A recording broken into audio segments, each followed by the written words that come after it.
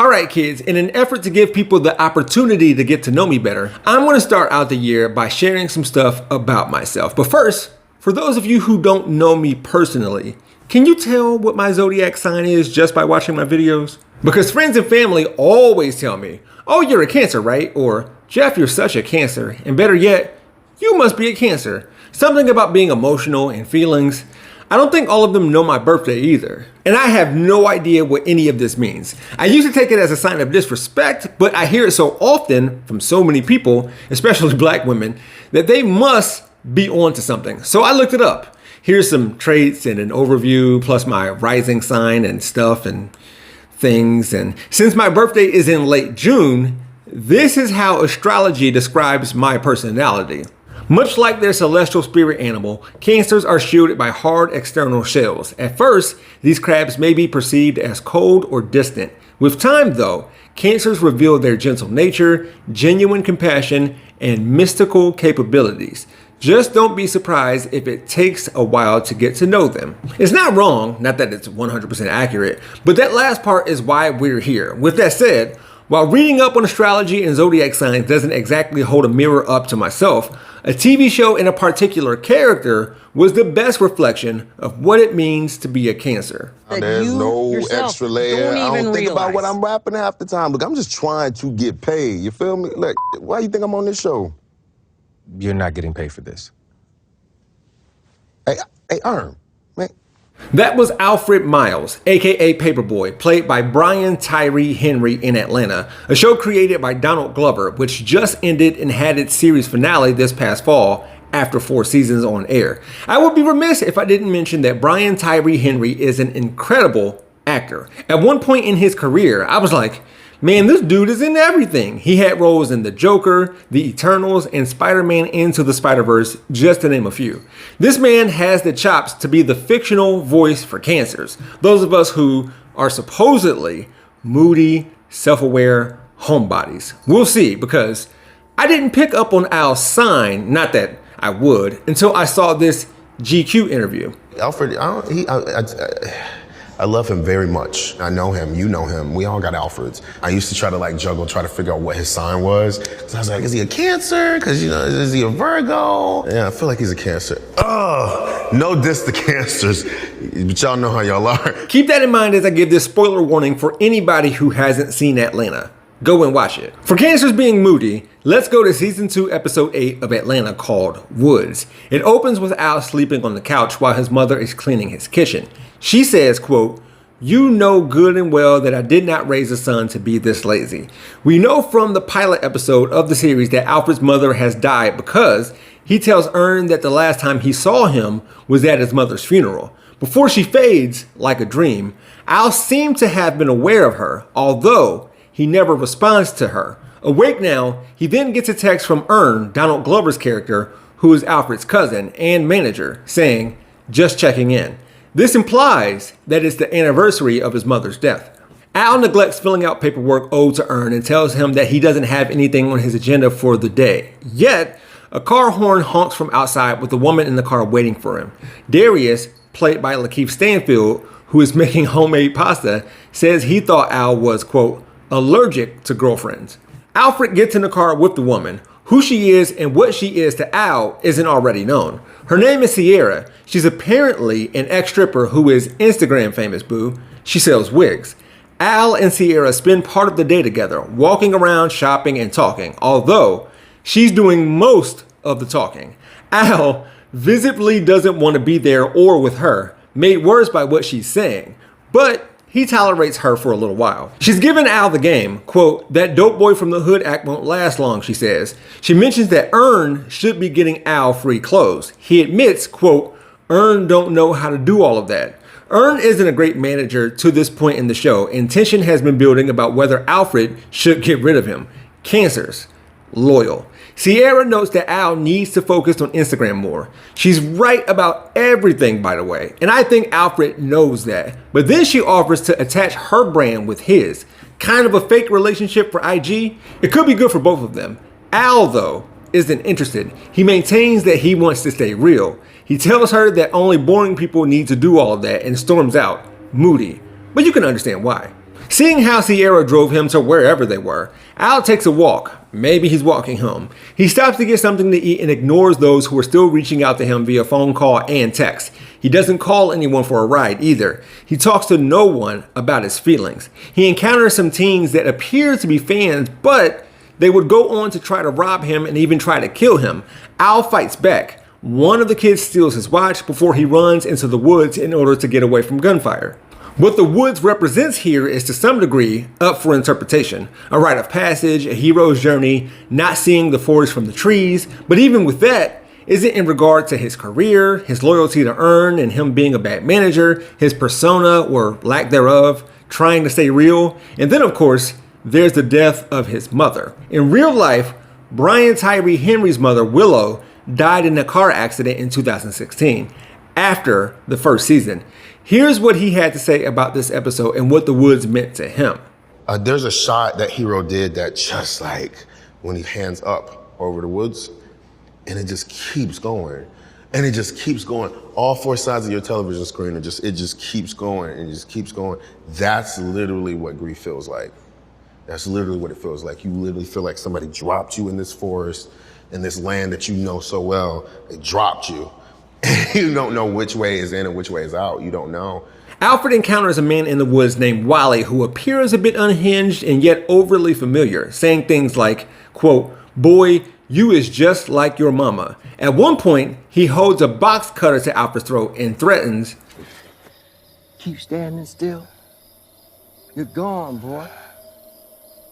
You're wasting time. And the only people who got time are dead." This is a little bit too true.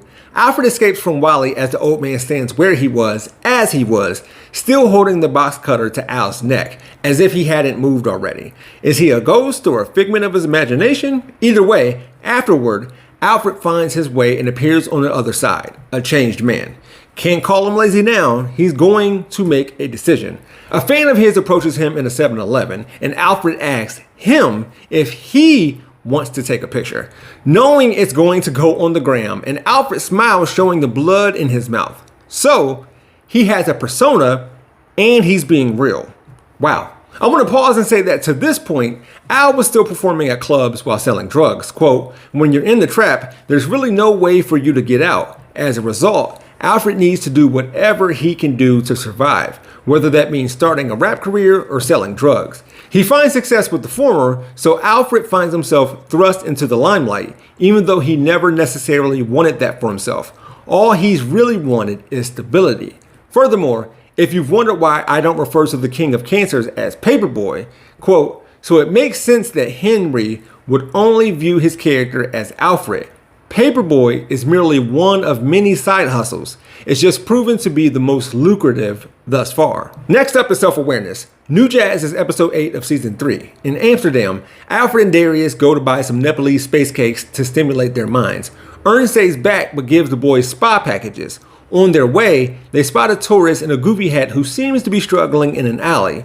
When they get to the bakery/dispensary, Al, clearly irritated, has to pay for Darius again. And even the cashier notes that for what they're about to try, Al doesn't seem to be ready for such an endeavor. Alfred and Darius continue their walk around the city while complaining that the edibles hadn't kicked in. At one point, the two of them accidentally get separated and Al goes into an event space/art museum in order to get away from some fans who were harassing him. These kids then steal a baby and start to pass it like a football. What? Anyways, Al meets Lorraine, who is oddly psychic and intuitive. She's able to figure out stuff about him, like the fact that he's hiding from the public and he's a rapper, even though she doesn't know he's Paperboy. She annoys him. A lot of people do, but he never walks away from her like he did with Sierra. She tells him that rappers don't know where their money is and asks Al, "So, who owns your masters?" What? Who owns your masters? The recording from which all the later copies of your music are made? With that said, she helps him keep from getting noticed, shows him a good time, and gives him a goofy hat to put on in order to blend in with normal tourists instead of looking like a rapper trying to be fly. He thought he looked good in that hat. went well with his skin tone. She takes him to the Cancel Club and introduces him to her friends, who thinks there's more going on between the two of them. Lorraine and club staff refer to Alfred as New Jazz, a euphemism for rap, where he meets and talks to Liam Neeson. I'm not going to get into that. The club tries to get out to perform, but Lorraine helps him get out of there just in time. Not sure if she's friend or foe, though. The two of them bicker and argue the next morning, which seems to have arrived a lot faster than Al realizes. The night must have flown by. About people, Darius and Ern, that Al keeps in his inner circle. She tells him that they have a vested interest in keeping him around, yet in the dark. Quote, suddenly, Al begins to lose all sensation and motor control. You can't move. Your legs don't work. Your arms, they don't work, Lorraine says coldly as Al slides to the ground in a nook on the street. She puts a blanket on him and then dips. Before Alfred passes out, he sees himself and Darius walking down the same street. Don't be like him, he hears Darius say, just like before. Turns out, Al is the tourist on the ground they saw earlier. What takes place next is my favorite scene in the entire series. Evidently, Ern found Al in the streets. Weird to think that in the past, Ern might have joined Darius and Al and wouldn't have been able to save him. He's more businesslike this season. Seems to know what he's doing as Alfred's manager. Al asks Ern, did you change my clothes? Ern says yes, and it wasn't easy, then adds that Al threw up on himself. Alfred asks, what happened to Lorraine? Ern replies, your mom? Apparently, Lorraine was an avatar for Al's mother. Better yet, his subconscious. It's how he knew so much about, well, himself. Self-awareness. Then there's this. Huh?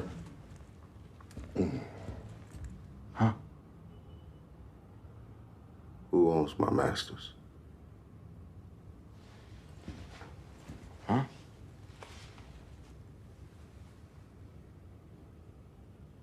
Were you negotiating my labor contract? Who owns my masters? You do.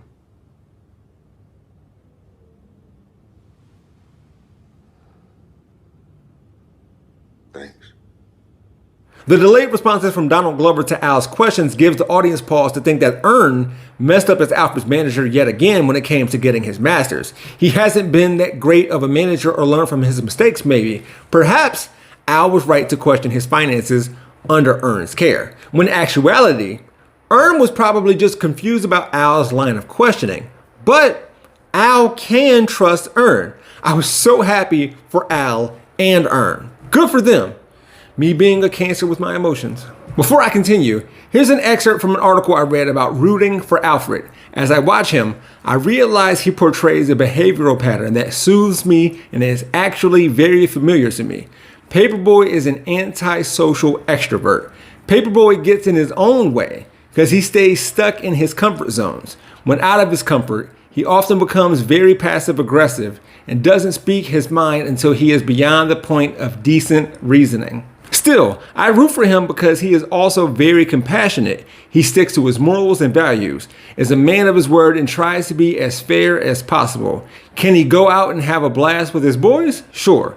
Can he take a photo so it's the best angle for the gram? Solid no. To me, Paperboy is a good example of wanting more, but not knowing how. He's a fictional beacon for all the dreamers who wake up in their non-supportive environments, feeling stuck and deep down know they could do better, deserve better, want better.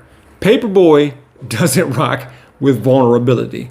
I can't relate to this description more. It would be nice for people who knew me personally to say this about me rather than simply calling me a Cancer, but it all means the same thing.